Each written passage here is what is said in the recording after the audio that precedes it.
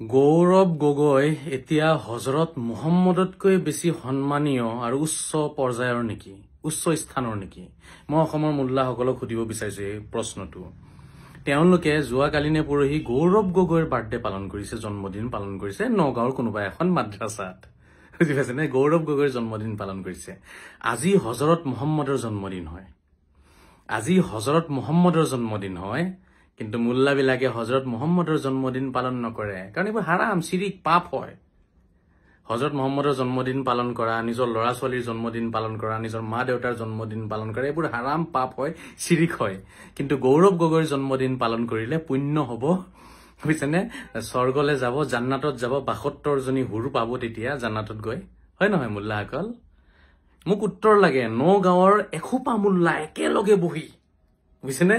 এসোপা মোল্লা টুপি দাড়ি পাঞ্জাবী পিন্ধি তেওঁলোকে কেক চেক কাটি ৰসগোল্লা ভাতে চাতে খাইছে তেওঁলোকে চব। এইবোৰ ভিডিঅ' ভাইৰেল হৈছে সামাজিক মাধ্যমত। এতিয়া প্ৰশ্নটো হ'ল, গৌৰৱ গগৈৰ বাৰ্থডে পালন কৰিবলৈ কাৰণে আল্লাহে নতুনকে আকৌ কিবা আয়াত পঠিয়াইছে নেকি, নে হজৰত মুহম্মদে কিবা আয়াত পঠিয়ালে? কাৰণ আজিলৈকেতো মোল্লাবিলাকক দেখা নাই যে হজৰত মুহম্মদৰ বাৰ্থডে পালন কৰিছে। এই ২-৪টা বেৰেলী পন্থীয়ে পালন কৰে, বাকী গোটেই কোবাই নকৰে পালন। কিন্তু গৌৰৱ গগৈৰ বাৰ্থডে পালন কৰিছে, তাৰ মানে মোৰ সন্দেহ হৈছে কৰবাত আকাশৰ পৰা আয়াত অৱতীৰ্ণ হৈছে চাগে। হজৰত মুহম্মদে স্পেচিয়েলি তেওঁলোকৰ ওচৰত পঠিয়াই দিছে চাগে কোনোবা জিব্ৰাইলক, বুজিছেনে, যে যাক কৈ থৈ আগে গৌৰৱ গগৈৰ বাৰ্থডে পালন কৰিবলৈ। কি মানুহ এইবোৰ, কেনেকুৱা দুইমুখীয়া মানুহ।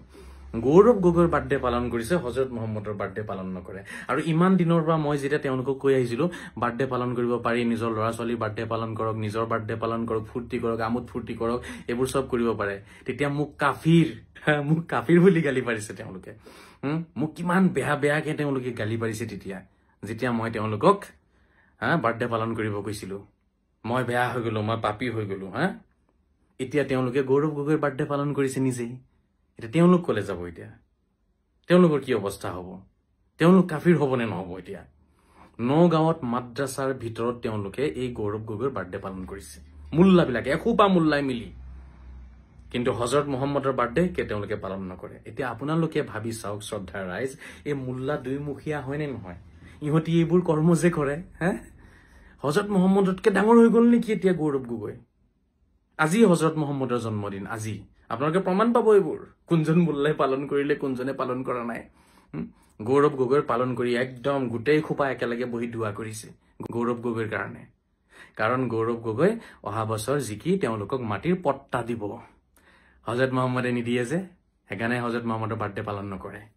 গৌৰৱ গগৈয়ে দিব এতিয়া মাটিৰ পট্টা, তেওঁলোকক উচ্ছেদৰ পৰা বচাই দিব, তেওঁলোকক অসমীয়া বনাই দিব। কি মানুহ এইবোৰ।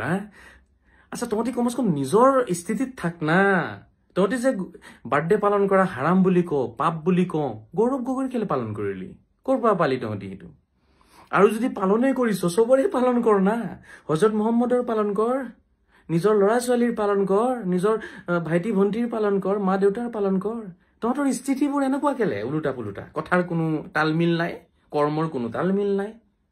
বৰ আচৰিত। ইহঁতি মোক গোটেই ৪-৫ বছৰে ইহঁতি মোক গালি পাৰিছে। মই বাৰ্থডে পালন কৰো, মমবাতি জ্বলাই পেলাই মই হেপী বাৰ্থডে কওঁ, তেতিয়া সিহঁতি মোক গালি পাৰে। কিন্তু নিজে গৌৰৱ গগৈৰ বাৰ্থডে পালন কৰি আছে এই মোল্লাবিলাকে। চাওক মোল্লাৰ দুইমুখীয়া ৰূপ, চাওক মোল্লাৰ চৰিত্ৰ। আপোনালোকে কি কব এতিয়া? আপোনালোকে কওক। ইহঁতি যে মোক গালি পাৰে, সিহঁতি গৌৰৱ গগৈ, কি কম মই, গৌৰৱ গগৈ বাৰ্থডে পালন কৰিছে সিহঁতি। এটি নিজৰ বাৰ্থডে পালন নকৰে, হজৰত মুহম্মদৰ বাৰ্থডে পালন নকৰে, ল'ৰা ছোৱালীৰ বাৰ্থডে পালন নকৰে, মা দেউতাৰ বাৰ্থডে পালন নকৰে, কাৰো জন্মদিন পালন নকৰে। জন্মদিন পালন কৰাই হাৰাম, নিষিদ্ধ, পাপ হয় সেইটো। কিন্তু তেওঁলোকে গৌৰৱ গগৈৰ জন্মদিন পালন কৰিছে। এতিয়া মই কি কম? মোৰতো এনেকুৱা লাগিছে তেওঁলোকৰ কৰ্ম দেখি গৌৰৱ গগৈ চাগে এতিয়া হজৰত মুহম্মদতকৈ বেছি উচ্চ পৰ্যায়ৰ হৈছে, উচ্চ মৰ্যাদাৰ হৈ গল চাগে। নাউজুবিল্লাহ মিন জালিক, নাউজুবিল্লাহ মিন জালিক। মোল্লা ভাই, মোল্লা, তহঁতিতো তহঁতৰ ৰং ৰূপবোৰ দেখাই থাকো ৰে বাবা দুদিন পিছে পিছে। তহঁতৰ ইমানখিনিও কাণ্ড জ্ঞান নাই নে? তহঁতি যিটো কথা কওঁ সেইটো নিজে আগতে পালন কৰচোন। তহঁতৰ স্থিতিত অটল থাকচোন। মোৰ মতেতো বাৰ্থডে পালন কৰিব পাৰি, গৌৰৱ গগৈৰ হওক আৰু কাৰোবাৰ হওক, ঠিক আছে, চবৰে বাৰ্থডে পালন কৰিব লাগে, ঠিক আছে, মোৰ সেইবোৰ কবলৈ নাই। কিন্তু তহঁতি যে কেনেকুৱা দালাল হও এইটো প্ৰমাণ হৈ গল।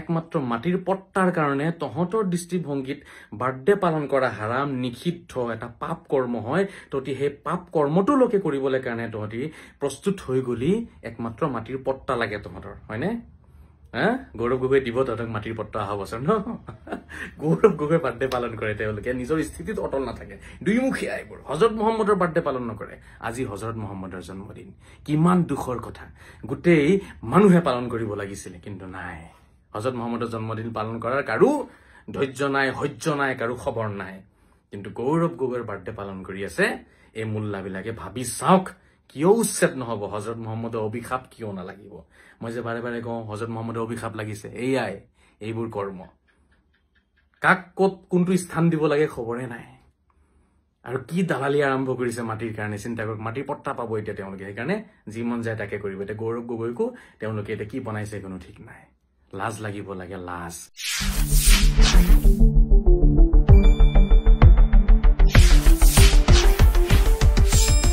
শুদ্ধ আৰু বিস্তৃত বাতৰিৰ বাবে চাই থাকক নিউজ ডেস্ক ৰিপোৰ্ট।